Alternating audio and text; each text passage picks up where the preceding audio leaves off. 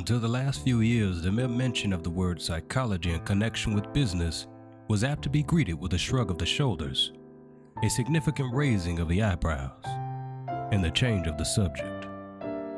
Psychology was a subject that savored of the classroom, or else was thought to be somehow concerned with the soul, or possibly related to the abnormal phenomena generally classified as psychic. The average businessman was apt to impatiently resent the introduction into business of classroom topics, or speculation regarding the soul, or of theories and tales regarding clairvoyance, telepathy, or general spookiness. For these were the things included in his concept of psychology. But a change has come to the man in business. He has heard much of late years regarding psychology and business affairs, and has read something on the subject. He understands now that psychology means the science of the mind, and is not necessarily the same as metaphysics or psychism. He has had brought home to him the fact that psychology plays a most important part in business, and that it is quite worth his while to acquaint himself with its fundamental principles. In fact, if he has thought sufficiently on the subject, he will have seen that the entire process of selling goods personally, or by means of advertising or display, is essentially a mental process depending upon the state of mind induced in the purchaser, and that these states of mind are induced solely by reason of certain established principles of psychology. Whether the salesman or advertiser realizes this or not, he is employing psychological principles in attracting the attention, arousing the interest, creating the desire, and moving the will of the purchaser of his goods. The best authorities on salesmanship and advertising now recognize this fact and emphasize it in their writings. George French, in his Art and Science of Advertising, says regarding psychology and advertising, "So we can dismiss the weird word and simply acknowledge that we can sell things to a man more readily if we know the man. We can't personally know every man to whom we wish to sell goods. We must therefore consider if there are not certain ways of thinking and of acting which are common to all men, or to a large proportion of men. If we can discover the laws governing the action of men's minds, we will know how to appeal to those men. We know how to appeal to Smith because we know Smith. We know what will please Brown because we know Brown. And we know how to get our way with Jones because we know Jones. What the advertiser must know is how to get at Smith, Brown, and Jones without knowing any of them. While every man has his personal peculiarities, and while every mind has its peculiar method of dealing with the facts of life, every man and every mind is controlled, in a large sense and to a great extent, by predilections and mind workings which were established before he lived, and are operated in a manner separate from his personality. Our minds are more automatic, more mechanical than we are willing to admit. That which we loosely call mind is largely an automatic expression of tendencies controlled by physical conditions wholly apart from conscious intellectual or moral motives or qualities. What those physical conditions are, and how the knowledge of what they are may be utilized by advertisers, forms the body of that new knowledge some like to call psychology, so far as it concerns advertising. Mr. French has well expressed the idea of the important part played in business by psychology. What he says is, of course, as applicable to personal salesmanship as to salesmanship through advertisements. The same principles are present and operative in both cases. In order to bring the mind of the reader to the full idea of the operation of psychological principles in the sale of goods, we shall mention a few particular instances in which these principles have played a part. Each reader will be able to recollect many similar instances once his attention is called to the matter. Professor Halleck, a well-known authority on psychology, says, "Businessmen say that the ability to gain the attention is often the secret of success in life. Enormous salaries are paid to persons who can write advertisements certain to catch the eye. A publisher said that he had only sold 5,000 copies of an excellent work merely because it had failed to catch the attention of many, and that 25,000 copies could have been disposed of in the same time if agents had forced them upon the notice of people. Druggists say that any kind of patent medicine can be sold if it is so advertised as to strike the attention in a forcible manner. Business life has largely resolved itself into a battle to secure the attention of people." The same excellent authority says, regarding the effect of associated ideas, An eminent philosopher has said that man is completely at the mercy of the association of his ideas. Every new object is seen in the light of its associated ideas. The principle of the association of ideas is sufficient to account for the change in fashions. A woman in a southern city had a bonnet that she particularly admired, until she one day saw 3 of the following illustrations of the effect of psychological suggestion in advertising were used.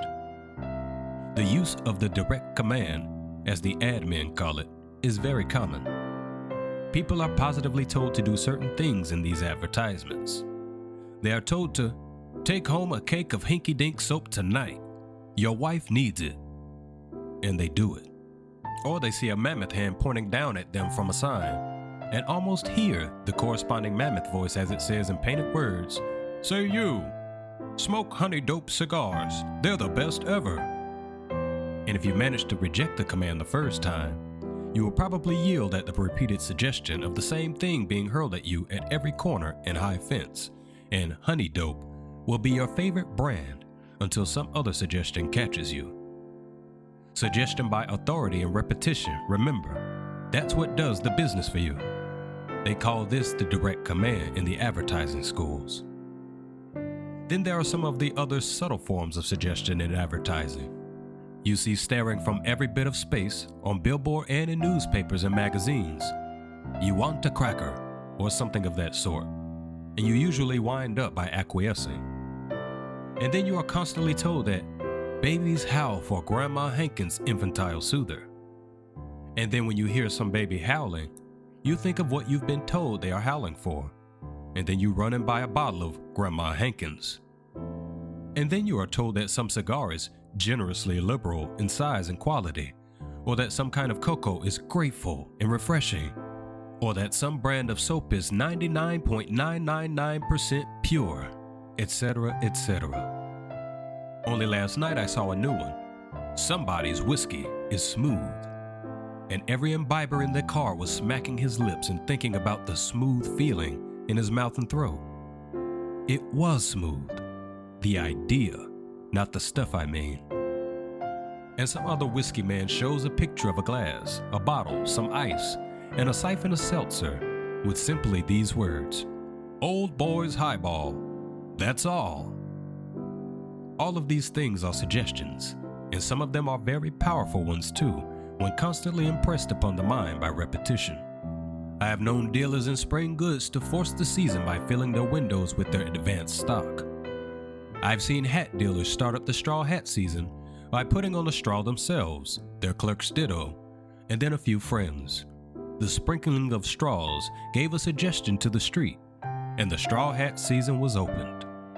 Dr. Herbert A. Parkin, an authority on suggestion, draws the following picture from a life of retail merchant who is suffering from the effects of adverse psychological influences resulting from his pessimistic mental attitude. The present writer can vouch for the accuracy of Dr. Parkin's picture, for he knows the original of the sketch. Dr. Parkin says of the storekeeper, "He is the proprietor of a store in a neighborhood city. But such a store, it almost gives me the blues to go into it.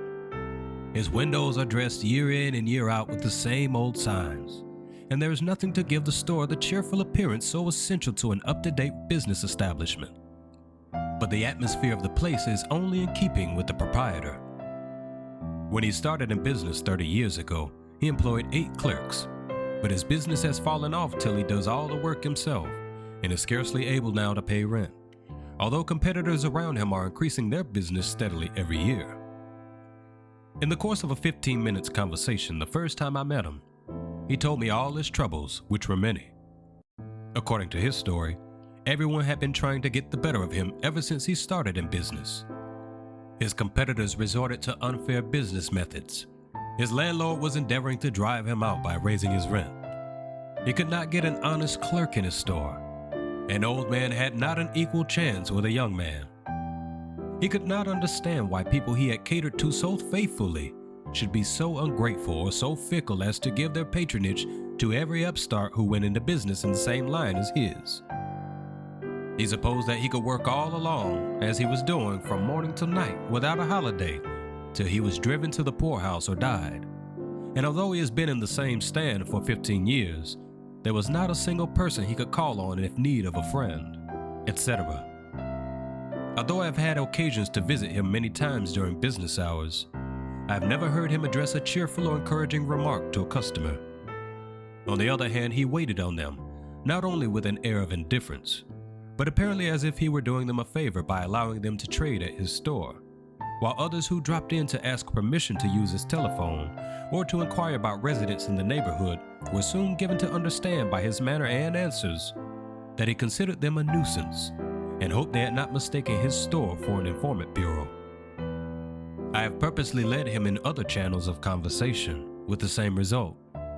Everything was going to the dogs, the city, the country, etc. No matter what was talked about, his remarks were saturated with pessimism.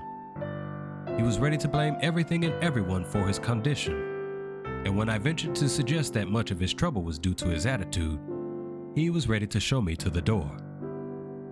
If he would but cast his bread upon the waters for a few weeks by bestowing a smile here and a smile there, or a cheerful encouraging word to his customer and that customer, he would certainly feel better for the giving, and they would return him 1,000-fold. If he would only assume that he is prosperous and proceed to give his store an air of prosperity, how much more attractive he could make his place look, and how much more inviting it would be for customers. If he would assume that every person that entered his store was his guest, whether he made a purchase or not, people would feel like returning to his store when they wanted anything in his line. I could suggest 100 ways in which this man could employ suggestion and auto-suggestion to increase his business, to draw friends to him instead of driving them away, and to make the world and himself better and happier while he lives in it. But you may ask, what has all this to do with psychology and salesmanship? What has the matter of advertising, store display, personal manner, etc. to do with salesmanship? Just as much that all these things are based on the same fundamental principles as is salesmanship, and that these fundamental principles are those of psychology. All that has been said refers to psychology. All is the effect of psychology, pure and simple. All depends upon the mental attitude, the suggestions offered, the mental states induced, the motive to the will. All these outward things are merely the effects of inner mental states. J.W. Kennedy in Judicious Advertising says, "Advertising is just salesmanship on paper, a mere money-making means of selling goods rapidly. That mysterious something is just printed persuasion, and its other name is selling conviction. Conviction can be imparted at will by those few writers who have closely studied the thought processes by which conviction is induced. The mission of every ad is to convert readers into buyers." Geo Dyers in the same journal says, "Advertising takes into account the subconscious impressions, the varying phases of suggestion and association as received through the eye, the psychology of the direct command, all worth earnest consideration and seriously to be reckoned with, however we may balk at the terms." Seth Brown in Salesmanship says, "To make advertising which will sell goods requires development of the human part of the writer. He must realize the different forces which command attention, interest, desire, and conviction. The buyer wants your goods because they will produce for him some definite effect or result. It is this result that the ad man must keep in mind." But, you may also say, after all this psychology seems to be nothing else than what we have always known as human nature. There is nothing new about this. Exactly so. Psychology is the inner science of human nature. Human nature depends entirely upon psychological processes. It is bound up with the activities of the mind. The study of human nature is the study of the minds of people. But whereas the study of human nature, as usually conducted, is a haphazard, hit-or-miss sort of undertaking, the study of the mind, according to the established principles of psychology, is the nature of the study of science and is pursued according to scientific methods. Particularly in its phase of salesmanship does the study of human nature along the lines of psychology become a science. From the first to the last, salesmanship is a psychological subject. Every step in the process of a sale is a mental process. The mental attitude and mental expression of the salesman, the mental attitude and mental impression of the customer, the process of arousing the attention, awakening curiosity or interest, creating desire, satisfying the reason, and motivating the will. All these are purely mental processes, and the study of them becomes a branch of the study of psychology. The display of goods on the counters, shelves, or windows of a store, or in the hands of a salesman on the road, must be based upon psychological principles. The argument of the salesman must not only be logical, but must be so arranged and worded as to arouse certain feelings or faculties within the mind of the prospective buyer. This is psychology. And finally, the closing of sale, in which the object is to arouse the will of the buyer into final favorable action. This also is psychology. From the entrance of the salesman to the final closing of the sale, each and every step is a psychological process. A sale is the action and reaction of mind upon mind, according to well-established psychological principles and rules. Salesmanship is essentially a psychological science, as all must admit who will give the subject a logical consideration. To those who object to the term psychology because of its newness and unfamiliar sound, we do not care to urge the term. Let such cling to their old term of human nature, remembering, however, that human nature is essentially mental. A dead man, a man asleep or in a trance, or an idiot manifests no human nature in the sense of the word is generally used. A man must be alive, wide awake, and in possession of his senses before he is able to manifest human nature, and before his human nature may be appealed to according to the well-known principles. Human nature cannot be divorced from psychology, try as we may. We do not for a moment wish to imply that salesmanship is entirely dependent upon a knowledge of psychology. There are other factors concerned. For instance, the salesman must possess a practical knowledge of his goods, of the seasons, of the trend of fashion in relation to his line, of the adaptability of certain goods for certain sections. But waiving for a moment the point that even these are concerned with the mind of people at the last, and admitting that they may be considered as independent of psychology, all of these points will avail nothing if the salesman violates the psychological principles of the sale. Give such a man the best goods of the best house, with a thorough knowledge of the requirements of the trade and the goods themselves, and send him forth to sell those goods. The result will be that his sales will fall below the mark of a man far less well equipped with other respects, but who understands the psychology of salesmanship, either intuitively or else by conscious acquirement. Inasmuch as the essence of salesmanship is the employment of the proper psychological principles, does it not seem imperative that the salesman should know something of the mind of man, the instrument upon which he must play implying his vocation? Should not the salesman possess the same kind of knowledge of his instrument as does the musician, the mechanic, the artisan, the artist? What would be thought of one who would expect to become an expert swordsman without a knowledge of the principles of fencing, or of one who would expect to become a boxer without mastering the established principle of boxing?